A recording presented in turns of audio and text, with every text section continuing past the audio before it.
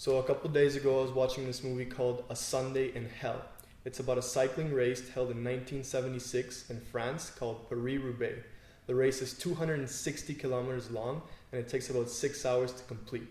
It's known as one of the toughest single-day classic bicycle races out there due to the amount of mishaps, accidents, and misfortunes that happen because of the really tough terrain the cyclists must ride on. The cyclists weren't even wearing helmets, and instead they had these little cycling hats on. They didn't have shoes and clips. Instead they had baskets for their shoes. And the bikes they were riding would be considered extremely slow and heavy nowadays. Although all competitors were taking this race really seriously, as I watched it now about 40 years later, I could sense a sort of lightheartedness throughout the entire thing. The morning of the race, they were having steak for breakfast. A rare steak is a good breakfast for what lies ahead. Before the pace of the race even started, the entire peloton was being obstructed by this huge protest going on against a local newspaper. The protesters were throwing newspapers in the air and sticking advertisements on the back of the cyclists while still cheering them on.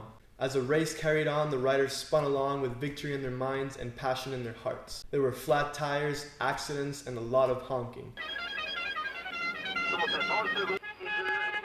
And these men just kept on pedaling, 260 kilometers of pain and sweat. And although this was their life's purpose and they were doing something bigger than themselves, I could sense this freedom in what they were doing. It wasn't so much about the end of the race or a goal they were trying to reach that made everything really serious and laborious. They were doing it for the love of the sport, for the emotion they got when they passed another rider or when they got back onto their bikes after a flat tire. And as I was watching this, I realized that there is always a sense of lightheartedness in everything that I do. I can always find a sense of freedom, no matter how intense it might seem. This is how I want to live my life.